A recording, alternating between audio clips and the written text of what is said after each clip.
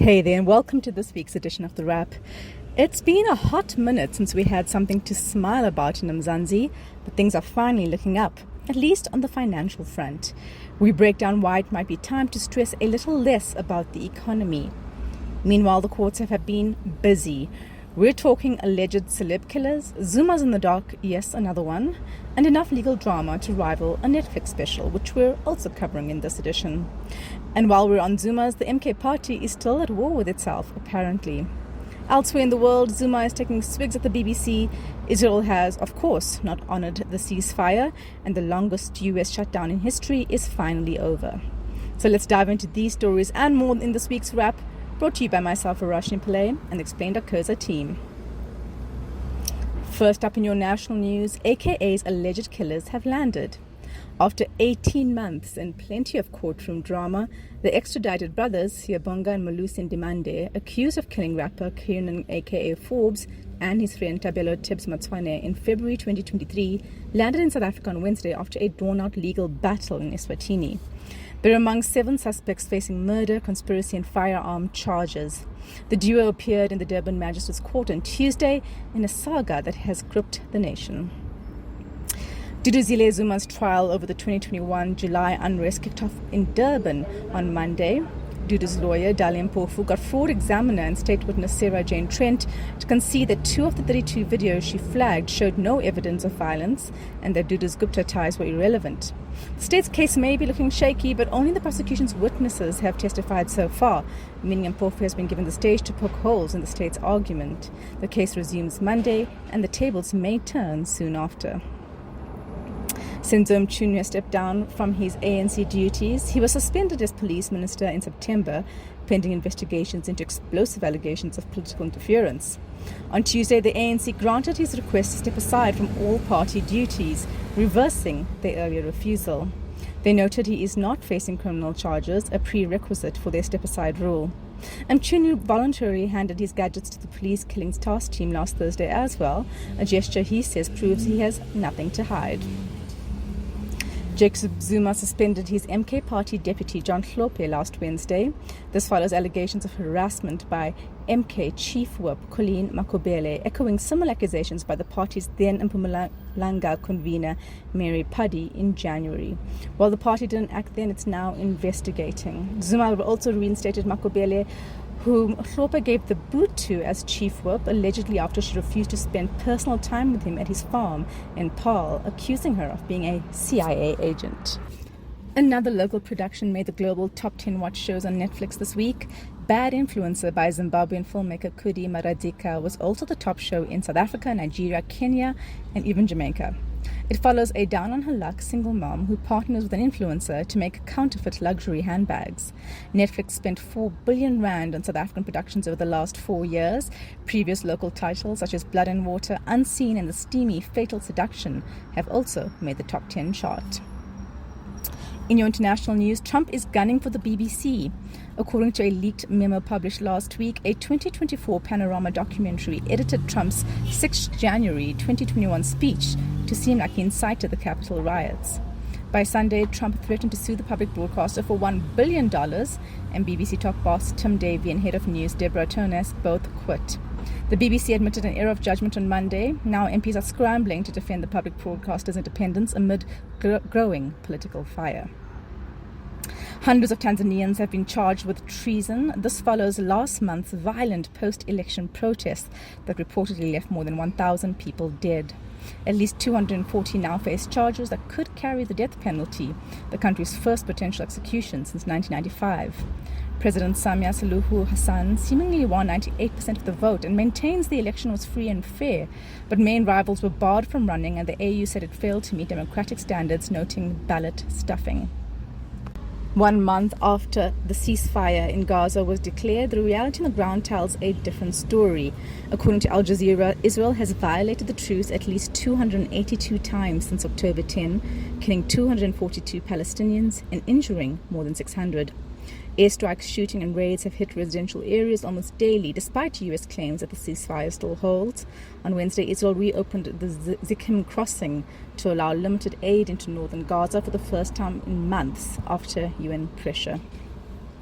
After 6 chaotic weeks, the US government's longest shutdown is finally over. In other news, Republicans and Democrat senators deadlocking over the country's spending plans are common, but most subsequent shutdowns have lasted 5 days or fewer.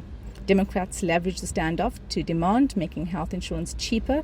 Republicans refused to budge, leaving major services in limbo. Ironically, members of Congress still got paid. On Wednesday, Senate finally voted to end it after several Democrats broke ranks with their party. The mysterious Louvre detective was a 15-year-old passerby. An AP photo of cops on the heist scene went viral thanks to a sharply dressed young man caught in the frame.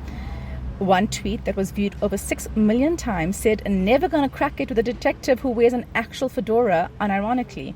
Turns out he wasn't actually in charge of the investigation, but a snappily dressed young teen, Pedro Elias Garzon Delvo, whose family were hoping to visit the museum on the day.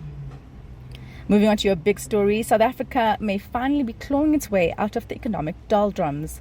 Business leader Adrian Eindhoven said recently that we've, quote, achieved the impossible, close quote, turning around over a decade of decline. And this week's mini-budget backs him up. He said, "We have collectively achieved what was once considered impossible, reversing years of economic decline." He was speaking at a public lecture at the University of Stellenbosch last week.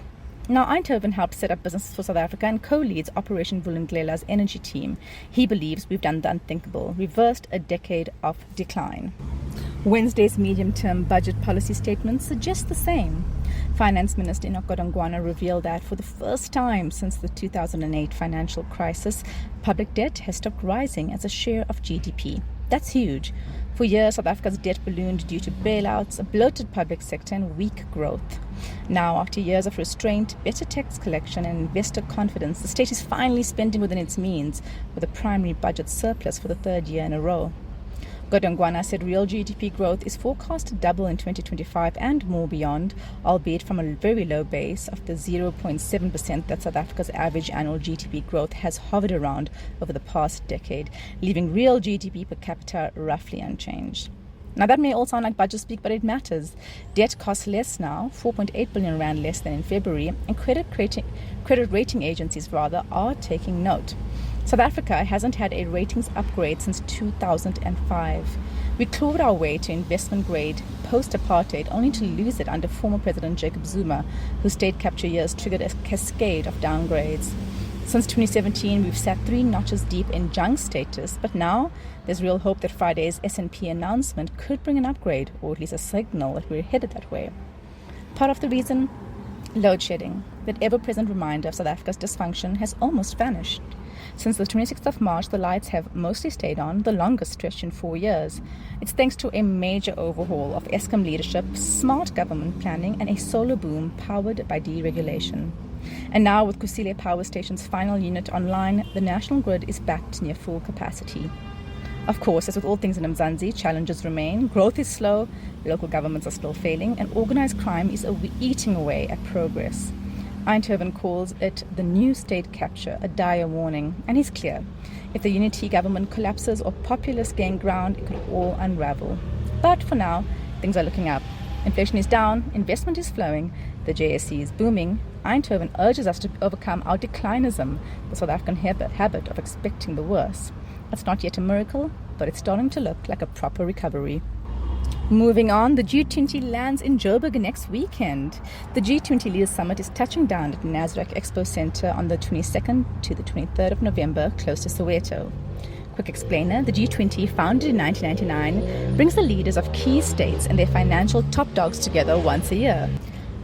It has become the world's main platform for international economic coordination, and it's kind of a big deal that Africa is hosting it for the first time right here in South Africa.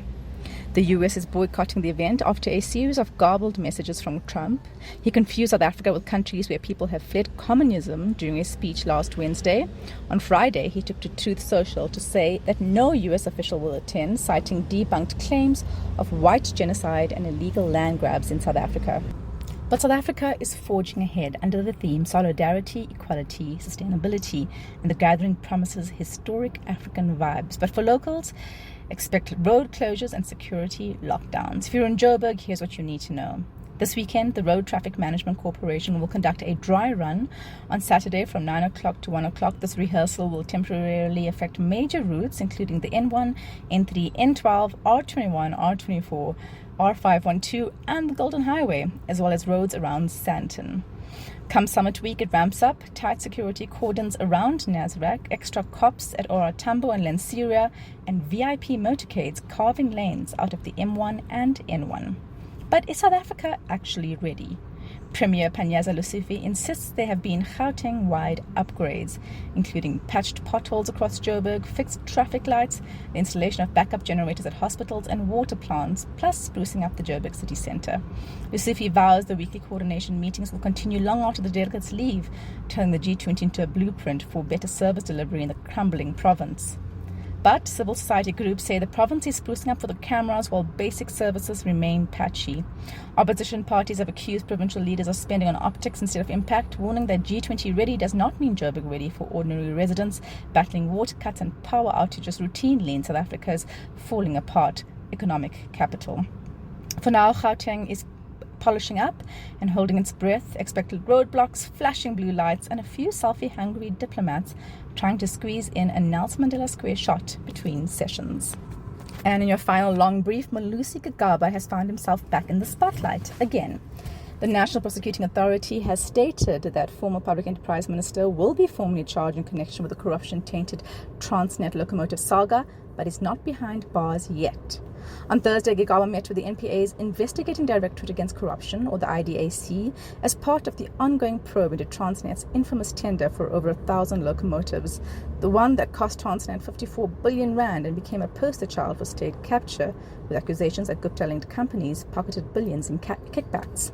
Cue the inevitable social media meltdown and headlines screaming, "Gigaba arrested!" The IDAC quickly poured water on that take. Gigaba was never cuffed, detained, or taken into custody. He simply met investigators and returned home by midday. But the NPA has confirmed that they will make formal charges, meaning a court date is imminent, even if the charges are not yet known. These will only be made public once Gigaba is formally charged in court. The case dates back to his tenure as Public Enterprises Minister from 2010 to 2014, when Transnet executives allegedly manipulated procurement processes to benefit politically connected networks. The Zondo Commission found that both Transnet leadership and the ministry failed to prevent inflated costs and irregular spending.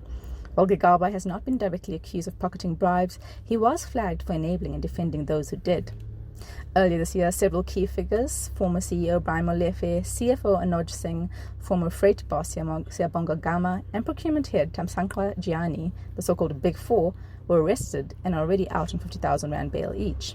Gigaba, ever the polished communicator, made a statement on Friday that his conscience is clear and that everything he did was guided by policy, process, and the value of accountability. He even thanked South Africans for their support and promised full cooperation. Classic Malusi. But let's be real. Gigaba has long been one of South Africa's most controversial politicians. From hobnobbing with the Guptas, whom the Zondo Commission accused of him having a suspiciously close relationship with despite his denials, to that infamous 2018 not suitable for work video leak where a private clip supposedly meant for his wife went viral, he claims he was hacked. The scandals have dogged him for years, contributing to his resignation as Home Affairs Minister and endless headlines. Now, his next scandal chapter is beginning. That's it from us at The Wrap, an award-winning product of Explain.coza. Simple news summaries for busy people. Remember to share the love. Tell your friends to sign up at Explain.coza/subscribe. Till next time, goodbye from the team.